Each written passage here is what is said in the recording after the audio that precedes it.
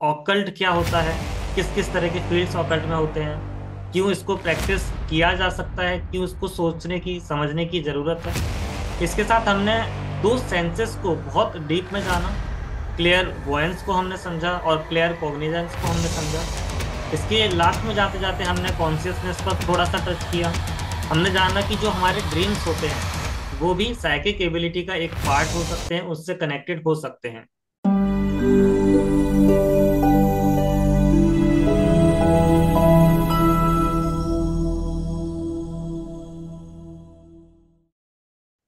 Welcome back to Cosmic Wisdom with Shivam. And here is another interesting video with Grace G on our show. Welcome back, Grace G, to our channel. कैसे हैं आप? I am good, thank you so much for inviting me. Thank you और so much आपके for channel being पे आकर connected. के last time भी बहुत इंटरेस्टिंग कॉन्वर्सेशंस की थी, so looking forward to do that more. And I am also looking forward to many more videos and deep learning on every topic that you know well. Last video में हम बात sure. कर रहे थे psychic abilities की। लोग psychic होते yes. हैं, आप साइकिक हैं, और उसके बारे में हमने जानना स्टार्ट किया।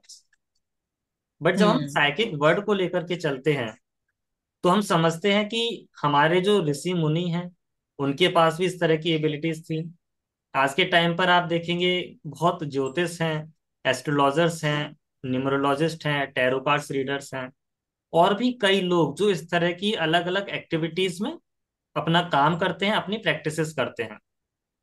इनको अगर हम एक जगह पर बोलें, एक जगह पर जोड़ करके देखें, तो हम बोलेंगे कि ये सभी लोग ऑकल्ट को प्रैक्टिस कर रहे हैं, ऑकल्ट प्रैक्टिशनर हैं। तो आपसे हम्म। अगर मैं यहां से ही स्टार्ट करूं कि ऑकल्ट क्या है और क्यों हर किसी को ऑकल्ट समझना चाहिए, और हर किसी को इसकी एक बेसिक अंडरस्टैंडिंग तो होनी ही चाहिए। हम्म। यस। सो हम लोग है ना अभी राहु के काल में चल रहे हैं, मतलब राहु रूल्ड जो हमारा ये जो एरा चल रहा है ये बहुत ज्यादा राहु रूल्ड है। मतलब इसमें टेक्नोलॉजी का बहुत ज्यादा यूज होता है। इसमें लोगों को एडिक्शंस का अमाउंट ज्यादा है। अगर आप एक ट्रेंड देखोगे, सो लोगों को क्यों जानना चाहिए ये चीज कि so that they can become aware of themselves. Rahu क्या करता है ना, आपको इल्यूजन्स देता है। अगर आपको चीजें पता नहीं, if you are not aware of your basic rights, अगर आपको अपनी बेसिक चीजें नहीं पता है तो कोई भी आकर के आपको बेवकूफ बना के जा सकता है। आज के टाइम पे जिंदगी इतनी फास्ट हो गई है बिकॉज ऑफ कम्युनिकेशन प्रॉब्लम जो हम लोगों ने सॉल्व कर दी है। ठीक है, तो जिंदगी बहुत फास्ट भाग रही है, इतनी फास्ट की हमें जरूरत नहीं है लेकिन फिर भी हम भाग रहे हैं। तो अगर हम अवेयर होते हैं ना तो कहीं कहीं से हम अपनी दौड़ को कम कर सकते हैं और जिंदगी को ज्यादा जी सकते हैं। इसलिए अकल्ट का ज्यादा पता होना मेरे हिसाब से लोगों के लिए जरूरी है। It is just about becoming more self aware. क्या हम इस भीड़ में अपने आप को खो तो नहीं रहे हैं? क्या हम इस भीड़ में अपनी यूनिक एबिलिटीज या यूनिकनेस को समझने से दूर तो नहीं जा रहे हैं? हम इनसिक्योर क्यों फील करते हैं? क्योंकि हम अपने आप को ही नहीं अच्छे से जानते हैं और हमसे एक्सपेक्टेशंस इतनी सारी होती है। तो हम कहीं ना कहीं अगर अकल्ट को समझें, अगर जो हमारे खुद के गिफ्ट्स हैं, पर्सनल गिफ्ट्स हैं जो हमने सरेंडर कर दिए हैं, दबा दिए हैं, सप्रेस कर दिए क्योंकि वो सोसाइटी के हिसाब से फिट नहीं होते, हम उन सब चीजों से निकल के एक अलग अपनी दुनिया बना सकते हैं, यूनिकनेस के साथ कॉन्फिडेंस ला सकते हैं अपने अंदर। और लोगों को क्यों जानना चाहिए? क्योंकि उनको ये पता होना चाहिए कि what they are capable of. वो अपनी लाइफ में सर उठा के ये बोल सके कि ये मेरा फोर्टे है, ये मेरे लिए सबसे महत्वपूर्ण है और मुझे ये काम करना ही है, ताकि मेरी बाकी की दुनिया मेरे उस गिफ्ट पे, मेरी उस नॉलेज पे, मेरे उस स्किल पे डिपेंड हो, ना कि दूसरों पे या पैसों पे या किसी की बनाई हुई किसी इन्वेंशन पे। मेरा ये गिफ्ट है, मैं मुझे यही पर्पस मिला है तो मुझे ये इस चीज पे काम करना है, इसलिए लोगों को जानना चाहिए। I think it clarifies a lot of thing. दूसरी चीज आई फील लोगों को ये पता होना चाहिए कि एक होता है पढ़ा, एक होता है कढ़ा और एक होता है गिफ्टेड। तो पढ़े को आप, अगर पढ़े को मतलब कोई एक ऐसा व्यक्ति जो पढ़ के कोई चीज प्राप्त कर रहा है और उसको स्किलफुली यूज कर रहा है, उससे उसकी तरक्की लिखित होती है। एक होता है कढ़ा, जो जिंदगी के धक्के खा के दूसरों की जिंदगी की मिस्टेक्स को देख करके अपने आप को अपडेट कर रहा है मेंटली, तो वो भी बहुत अच्छी चीज होती है। और एक होता है गिफ्ट, कि हमने पिछले जन्म में कुछ बहुत तपस्या करी थी, किसी चीज पे बहुत टाइम लगाया था, तो वो हमें इस लाइफ में कैरी फॉरवर्ड हुआ है। वो भी हमारे अकल्ट के जोन से हम अपने आप के लिए निर्धारित कर सकते हैं कि अच्छा ये मेरा गिफ्ट है और मुझे इस चीज पे काम करना है। और अक्सर उसके निशान या कुछ फुटप्रिंट्स आपको कुंडली में भी दिख जाएगा। किसी का मरकरी बहुत अच्छा होगा तो बोलने में वाक्पटुता अच्छी होगी, किसी का वीनस बहुत अच्छा है तो वो अपने आप में सेल्फ अवेयरनेस में बहुत अच्छा होगा, सेल्फ रिफ्लेक्शन में बहुत अच्छा होगा, दूसरों को उंगली उठाने से पहले खुद में समझ जाएगा कि गलती किसकी थी। तो इस तरीके से केतु किसी का बहुत अच्छा है, किसी का, ये सारी चीजों से भी आप अकल्ट बता सकते हो। So there are many things कि आप किस तरीके से उसको यूज कर सकते हो, बस चाह होनी चाहिए अपने आप को समझने की। बिल्कुल। और जैसा हमने लास्ट वीडियो में समझना स्टार्ट किया, हम साइकिक के बारे में समझ रहे थे, और हम इन सभी ओकल्ट फील्ड्स के बारे में भी धीरे धीरे समझने की कोशिश करेंगे। तो पिछली वीडियो के जी। कंसेप्ट को थोड़ा सा आगे बढ़ाते हैं। जिन लोगों ने अभी तक जी। पिछली वीडियो नहीं देखी, आप जाकर के देख सकते हैं, वहां से एक इंट्रोडक्शन ले सकते हैं। और आज हम उन टॉपिक्स के बारे में थोड़ा डीप में जाकर के डिस्कशन करेंगे। हम पिछली वीडियो में बात किए कि कुछ सेंसेस होते हैं जो हमारे एक्टिव हो जाते हैं तो हमें काफी अच्छे एक्सपीरियंसेस होते हैं। आपसे उन सेंसेस के हम्म। बारे में जानना स्टार्ट करते हैं, किस तरह के सेंसेस हैं, और हर सेंस को थोड़ा डीप में समझने की कोशिश करते हैं। जी। तो जैसे कि हम लोग डिस्कस कर रहे थे कि हम लोग आज दो टॉपिक्स को चूज करेंगे, एक है क्लेयरवॉयंट और एक clear cognizance. Why these two? Because उनका बेस ऑलमोस्ट सिमिलर सा है कि एक नोइंग है, लेकिन पता नहीं कि वो कहाँ से नोइंग आ रही है, कहाँ से वो डाउनलोड हो रहा है, या मुझे ये क्यों पता है, मुझे इस चीज का अंदाजा क्यों है। तो पढ़ा बोलेगा कि मैंने इसे बुक में पढ़ा था, मैंने इसको किसी के साथ होते हुए देखा है, तो मैं इस चीज को मानूंगा कि ये हुआ है। ठीक है। कढ़ा हुआ बोलेगा कि मेरे अंदाजे से, वो अंदाजा बोलता है क्योंकि वो प्रैक्टिकली चीजों को होते हुए देख रहा है कि मैंने इसके प्रोसेस को समझा है, तो अगर यहाँ तक, अब तक यहाँ तक आकर के ये पहुंच गया है, तो आगे ये ही होना चाहिए, इसके अलावा और कोई हो नहीं सकता, फिर तो चमत्कार है। और वो जो गिफ्टेड होगा वो बोलेगा कि मुझे नहीं पता, बट मुझे इतना समझ आ रहा है कि ये ऐसे ही होने वाला है, और वो वैसे ही होता है। तो ये चीज होती है क्लियर वॉइंट और क्लियर कॉग्निजेंट वालों की एक सिमिलर एक्सपीरियंसेस।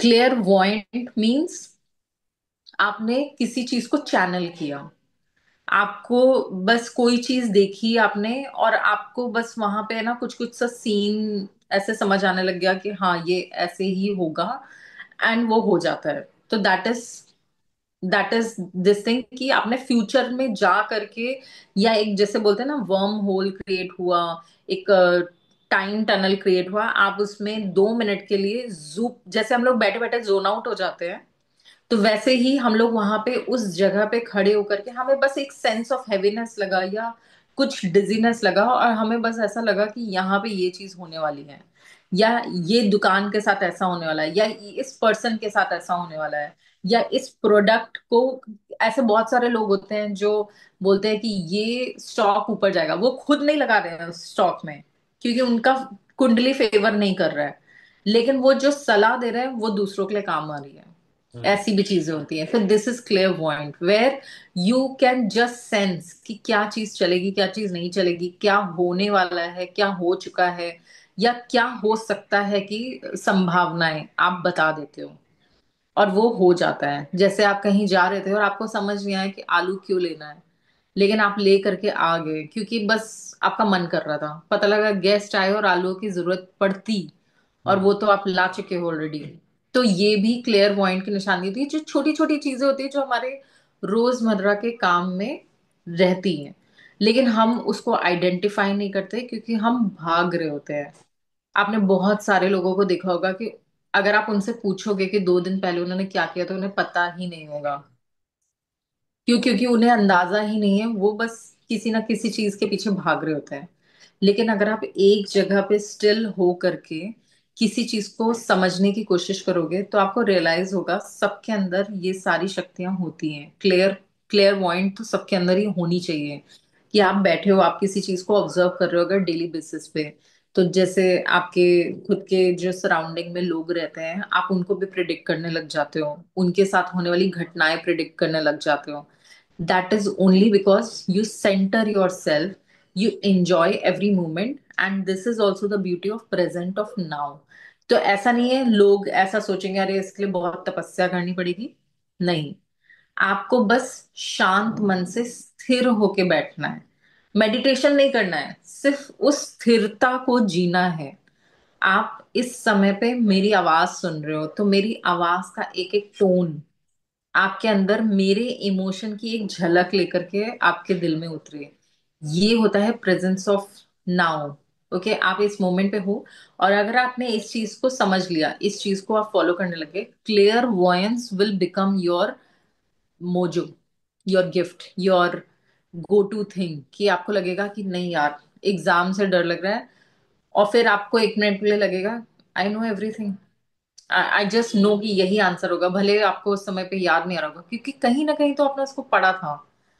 और क्योंकि आपने प्रेजेंट होके पढ़ा था तो यू कैन प्रिडिक्ट कि हाँ ये ही आंसर होना चाहिए, भले आपको उस समय पे बिल्कुल अच्छे से याद नहीं आ रहा हो सकता हो कि उसकी लैंग्वेज चेंज कर दी गई हो, लेकिन कहीं से कुछ तो रेजोनेट होगा और आपको रियलाइज होगा कि नहीं ये चीज थी। जब आप अपनी लाइफ में अपने आप को बहुत सारे एक्सपोजर्स में डालते हो, ट्रैवल करते हो, फ्रेंड्स के साथ मिलते हो, आइसोलेशन में भी रहते हो, मूवीज भी देखते हो, खाली भी बैठते हो, लिखते भी हो, सुनते भी हो, पढ़ते भी हो, जब हर चीज को एक्सपीरियंस कर रहे हो ना कोई चीज कहीं ना कहीं से आकर के आपको जुड़ने लग जाती है, मिलने लग जाती है। तो दैट इज क्लियर पॉइंट। आपको बस होने से पहले चीजें पता चलने लग जाती हैं क्योंकि आप जिंदगी के फ्लो में हो। ठीक है। हम्म। एंड वहीं पे जब हम दूसरी बात करते हैं clear cognizance. So clear cognizance is something that you know, clear of knowing, clear of knowing the future, but here it is clear of knowing। आप किसी सीट पे जाके बैठे और आपको एहसास हुआ यहाँ पे कोई था, that is clear of knowing. आपको रियली ऐसा लगता है कि ये बिल्डिंग खाली दिख रही है बाहर से, लेकिन ये खाली नहीं है, इसके अंदर कोई गतिविधियां हो रही हैं या इसमें कुछ चल रहा है, जबकि बाहर सब एकदम सुनसान है, लोग बोल रहे हैं कि ये बंजर है, लेकिन आपको समझ आ रहा है कि अंदर कुछ चल रहा है। मतलब आप टाइम को, स्पेस को हैक कर रहे हो, उस टाइम लूप को, स्पेस को हैक कर रहे हो। उस जगह पे जैसे आपने मूवी देखी होगी लूसी की, एक मूवी आई थी लूसी, एंड उसमें she just fast forward like this, पीछे भी जाती है आगे भी जाती है। That's how clear cognizance work. The clear knowing of something. एक प्रोडक्ट, एक प्रोडक्ट को आप हाथ में पकड़ के ये बता सकते हो कि उसका ब्रांड का ओनर कैसा होगा, उसकी कंपनी में एम्प्लॉयज कैसे होंगे। That is clear knowing. आपको नहीं पता कि कैसे, रीजनिंग नहीं पता क्योंकि वो आपका फोर्टे नहीं है। That brand, that product is not your forte, but still you know, and that is called clairvoyance. Hmm. Clarity of knowing something without knowing about it, without knowing anything about it। और ये जो दोनों topics हैं, समझने में अगर कोई अभी पहली बार इनको समझ रहा है तो बिल्कुल एक जैसे लगेंगे कि दोनों में बहुत ज्यादा Exactly। डिफरेंसेस नहीं है। बट जब Yes। डीपर में जाकर के इनको एक्सपीरियंस करना स्टार्ट करेंगे तब हमको पता Yes। चलेगा कि इनमें डिफरेंसेस बहुत ज्यादा हैं। और जब हम इनको Yes। प्रैक्टिस करने पर आएंगे, इन चीजों को ऑब्जर्व करने पर आएंगे, तब हमें वो डिफरेंसेस फील होने लगेंगे। Yes। ये बहुत ही इंटरेस्टिंग कंसेप्ट है, बहुत ही इंटरेस्टिंग टॉपिक है, जिसको हम आगे और डीप में जाकर के समझने की कोशिश करेंगे। अभी Yes। अगर हम और थोड़ा समझें सेंसेस को या फिर साइकिक एबिलिटीज को, तो आप उसमें और क्या एड ऑन अभी करना चाहेंगे? जी, जैसे आपने क्लेयर पॉइंट को समझा तो clairvoyance is normally associated with the future events. कि आपने प्रेमनिशन किया, या प्री कॉग्निशन किया, आप कहीं पे बैठे हो और आपको बस फ्यूचर की कुछ इवेंट्स, बस ऐसा अनुमान अंदाजा हो रहा है कि ऐसा होने वाला है, लेकिन आपके पास उसका कोई फैक्ट नहीं है। लेकिन जो क्लियर कॉग्निजेंस होता है उसमें टाइम का कोई रोल नहीं होता। मतलब आप पास्ट में भी जा रहे हो, आप फ्यूचर में भी जा रहे हो, आप पैरेलल भी चल रहे हो कि मेरे साथ साथ कोई और भी ये चीज कर रहा है, सोच रहा है, देख रहा है। जैसे कि कभी आपने ऐसा देखा होगा कि दो अलग अलग जगह पे रहने वाले लोग सिमिलर सोच रहे हैं, सिमिलर प्रोडक्ट लॉन्च कर रहे हैं, सेम टाइम पे लॉन्च कर रहे हैं। और जैसे कि हम लोग पिछली बार बात कर रहे थे ले लाइंस का, लॉन्गिट्यूड लैटिट्यूड, और वो जो नहीं फैब्रिक ऑफ द यूनिवर्स वाली बात होती है। हम्म। तो जब दो लोग एक ही पूल ऑफ कॉन्शियसनेस को एक्सेस कर रहे हैं, हमारे हर्ट्स के हिसाब से या हमारे ऑरा के हिसाब से या हमारी वाइब्रेशन के हिसाब से हम ऊपर नीचे होते हैं, राइट? स्पाइरल ऑफ लाइफ में ऊपर या स्पाइरल ऑफ लाइफ में नीचे। लेकिन कहीं से भी अगर कोई दो लोग क्रिएटिव हैं और वो सेम पूल ऑफ कॉन्शियसनेस को अगर हैक कर रहे हैं, तो they can have similar thoughts at the same time. ऐसा आपने बुक लिखने वाले लोगों के मुंह से बहुत सुना होगा कि दो लोगों ने सिमिलर कॉन्सेप्ट पे, सिमिलर टॉपिक पे स्टोरी लिखी है, दो अलग अलग कंट्रीज में, with the similar topic, and उनके बीच में कोई रिलेशन नहीं है, because they were accessing the similar type of और सिमिलर पूल ऑफ कॉन्शियसनेस। हो सकता है कि उन दोनों का जो इंस्पिरेशन था वो सेम बुक थी। ठीक है, तो this is clear voice. Clear cognizance is knowing about the future, clear voice is clarity of knowing something without knowing it. ठीक है। अब क्लियर कॉग्निजेंस को हम लोग और भी अच्छे से ऐसे समझ सकते हैं कि वो हमारे सहस्त्रार चक्र से जुड़ी हुई है, और जो क्लियर वॉइंस है वो हमारे थर्ड आई से जुड़ी हुई है। जो हमारा थर्ड आई है उससे हम लोग फ्यूचर इवेंट्स देखते हैं या होने वाली चीजों को देखते हैं, या हम किसी भी चीज में क्रिएटिविटी डाल सकते हैं कि हो सकता है कि ऐसे ना हो करके ऐसे करेंगे तो ज्यादा अच्छा रिजल्ट आएगा, क्योंकि हम प्रोडक्टिव सोच की बात कर रहे हैं इन रेफरेंस ऑफ दैट। ठीक है, मतलब होने के लिए संभावनाएं कोई भी हो सकती है, अच्छा बुरा कुछ भी नहीं होता है। लेकिन हम ऐसा कह सकते हैं कि उस समय में उस जगह के अनुसार हम इतना प्रेडिक्ट कर सकते हैं कि फॉर एग्जाम्पल कि सीढ़ियां लेनी है, लिफ्ट लेनी है। कभी बस ऐसे ही मना है कि चलो आज सीढ़ियों से चलते हैं, पता चला कि नीचे जाते जाते वो लिफ्ट रुक गई, और हमें नहीं पता था कि वो लिफ्ट रुकने वाली है या मेंटेनेंस में, या वो कल खराब थी और हमें नहीं पता था, बस हमारा इंट्यूशन कह रहा था कि चलो यहां से चलते हैं। दैट इज क्लियर वॉइंस, कि आपने कुछ ऐसा डिसीजन लिया जिसका आपको कुछ अंदाजा भी नहीं था, but turned out it worked in your favour. That is clear voice. ठीक है। क्लियर कॉग्निजेंस क्या होता है कि आपको पता नहीं है और आप दूसरों को बोल रहे हो कि नीचे मत जाओ, लिफ्ट हो सकता है खराब हो, या लिफ्ट ना चले, या बंद हो जाए कहीं रास्ते में, और इंसान को लगे अरे क्या फालतू डरा रहा है, तुम बाहर भी निकला था क्या। लेकिन जब आप जाओगे आप सच में फंस जाओगे, और फिर वो व्यक्ति बोलेगा कि देखा मैंने बोला था, मुझे बस लग रहा था कि लिफ्ट शायद खराब होने वाली है। कभी आप ऐसा भी होता है कि आप किसी के यहाँ जाने वाले हो और आपको पता चल जाता है कि वहां पे जाना सही नहीं होगा, इस समय पे जाना सही नहीं होगा, कि वहां पे मुझे लगता है कि बहुत नेगेटिविटी है। अभी आप उनके यहाँ पे गए नहीं हो, आप वहां पे पहुंचे नहीं हो, कोई फ्यूचर इवेंट नहीं बता रहे हो, लेकिन आपको पता है कि वहां पे कुछ नेगेटिव चल रहा है। और जब आप जबरदस्ती पहुंचते हो तो आपको पता चलता है कि सच में कुछ वहां पे नेगेटिव हुआ है, और आप उल्टे पांव वापस आ गए। तो दैट इज क्लियर नोइंग। सो जब आप कोई भी चीज को करने की इच्छा जता रहे हो, अपने दिमाग को बता रहे हो, तो एज आई सेड कि ये सारे क्लियर्स जो होते हैं वो हमारे एक्ट ऑफ सर्वाइवल से जुड़े हुए होते हैं, कि हमारा जो दिमाग है, हमारी जो सोल है, वो हमारे शरीर को सुरक्षित रखना चाहता है, because we are humans having a sorry we are spiritual beings having a human experience, right? So वो हमें इस तरीके से प्रोटेक्ट करने की कोशिश करता है। लेकिन जो हमारा दिमाग है वो क्यूरियोसिटी एडवेंचर की तरफ भी भागता है। हमारे अलग अलग ग्रह हमारे तरफ अलग अलग तरीके से प्रभाव डालते हैं, तो कभी हम बहुत शेर जैसा महसूस करेंगे और कभी हम बहुत ज्यादा डरपोक जैसा महसूस करेंगे। तो जब हम डर रहे होते हैं ना, तो हमारा दिमाग इन क्लेयर्स को और एक्टिव कर देता है कि तुम्हें डर किस चीज से लग रहा है, मैं हूं ना, मैं बता रहा हूँ ना। सो वो जो सोल है वो आपको इस तरीके से गाइड करती है। ये हमारा एक एक्ट ऑफ सर्वाइवल भी आप कह सकते हो। तो ये और क्लैरिटी इसमें आप कह सकते हो कि क्लियर वॉइस और क्लियर कॉग्निजेंस में होती है। बिल्कुल। और ये सारी चीजें जब हम वापस से सुनेंगे, एक बार और सुनेंगे, तब व्यूअर्स को और ज्यादा क्लैरिटी से समझ आएगा। और शायद उस टाइम पर आप रियलाइज कर पाएंगे कि कितनी डेप्थ इंफॉर्मेशन यहाँ पर आपके साथ शेयर कर रहे हैं। आपको जी वापस से इस वीडियो को देखना होगा और अच्छे से समझना होगा हर एक वर्ड को, हर एक टॉपिक को, और उसको एक्सपीरियंस करना होगा।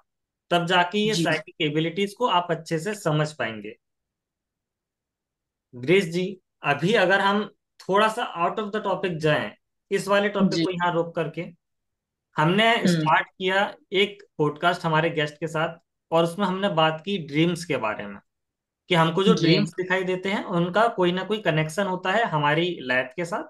चाहे वो हो सकता है हम्म। कि हमें हमारी पास्ट लाइफ से कुछ चीजें सिखाना चाहते हो, या हो सकता है वो हमें कुछ आगे के बारे में बता रहे हैं कि फ्यूचर में ये सारी चीजें हो सकती है। तो क्या जी। आप ड्रीम्स को और साइकिक को कनेक्टेड मानते हैं, या उसमें कुछ डिफरेंसेस ऑब्जर्व करते हैं? डेफिनेटली ड्रीम्स भी हमारे एक तरीके के डाउनलोड्स होते हैं। और कुछ चीजें ऐसी बोलेंगे कि जिसका कोई मतलब आप मतलब ऐसे नहीं बोल सकते कि this is the exact way of communicating right now. But since we are talking out of the topic, so एक जस्ट ग्लिम्स देंगे कि आपने बायोलॉजी में पढ़ा होगा कि डीएनए बहुत बड़ा होता है। वो हमारे पर्सन सिंगल पर्सन का जो डीएनए होता है वो 3 टाइम आपका जो अर्थ का चक्कर, मतलब आप 3 बार रैप कर सकते हो उस डीएनए के उससे मटेरियल से। वो इतना बड़ा होता है। और डीएनए में, हमारी डीएनए में पूरी पृथ्वी का, यूनिवर्स का सारा इंफॉर्मेशन होता है। अगर आप मेडिटेशन करोगे या आपने मेडिटेटर्स से थोड़ी सी कभी बात की होगी, तो हमारा everybody has a different way of communication. कोई इंट्रोवर्ट्स होते हैं ना, उनको ड्रीम्स ज्यादा आते हैं क्योंकि वो मुंह से नहीं एक्सप्रेस कर पाते हैं। तो जो उनके मन में चल रहा होता है ना, वो ड्रीम्स के थ्रू रिलीज होता है। So dreams are also a way of releasing your karma. जैसे हम कर्म करते हैं तो हमारे अकाउंट में सैलरी आती है एज अ रिटर्न। ठीक है, तो जैसे हम मन में बहुत ज्यादा सोचते हैं ना, तो वो मन से ही रिलीज कैसे होता है? ड्रीम्स के थ्रू, बातों के थ्रू। ठीक है, शरीर में होने वाली अच्छी बुरी प्रॉब्लम्स के थ्रू, ट्रांसफॉर्मेशन के थ्रू, थॉट्स के थ्रू, ये हमारा चित्त का जो कर्मा होता है वो प्रोसेस होता है। तो जब हम ड्रीम्स की बात करते हैं, तो ड्रीम्स हमारा हमारे सबकॉन्शियस माइंड में होने वाले सारे कॉन्वर्सेशंस को हाईलाइट करता है जब उस टॉपिक पे हम स्पॉटलाइट डालते हैं। जैसे अभी तक हमारे लिए करियर इंपॉर्टेंट नहीं था, लेकिन अगर हमारे लाइफ में अब करियर इंपॉर्टेंट है, तो जब हम पूरा दिन रात यही सोचेंगे। अच्छा, सोचने के पैटर्न में भी डिपेंड करता है कि अगर हम ये सोच रहे हैं, how can I make more money through my skills, how can I make money, तो आपको आंसर डिफरेंट मिलेगा। वही सेम सबकॉन्शियस माइंड है। आपका सबकॉन्शियस माइंड आपकी एक लाइब्रेरी है। आपने एक बंदे को भेजा कि मुझे ये बुक ढूंढ करके लाके दो, मुझे ये इन्फॉर्मेशन चाहिए। तो कोई गया, आपका मतलब आपका जो कॉन्शियस माइंड है वो सबकॉन्शियस में गया, वो ला करके इंफॉर्मेशन आपको दे दी कि आपके दादा परदादा ने ये पैटर्न फॉलो किया था, आप भी ये कर लो। That is a dream. आपको वो ड्रीम में आंसर मिल गया। ऐसे बहुत सारे लोग होते हैं जो उपाय में ड्रीम में आंसर ढूंढने के लिए आपको बोलते हैं कि एक उसमें चिट में अपना वो लिखो क्वेश्चन और उसको अपने तकिया के नीचे रख के सो जाओ। तकिया कुछ ट्रांसफर करती है क्या? नहीं। It is the conscious act of writing it and putting it under your pillow, and before sleeping जो आप अपने माइंड को ट्रेन करते हो, क्योंकि उस समय हमारा माइंड थीटा वेव पे होता है, बीटा से थीटा में जा रहा होता है। तो उस समय पे हमारा सबकॉन्शियस माइंड पार्शली एक्टिव हो चुका होता है।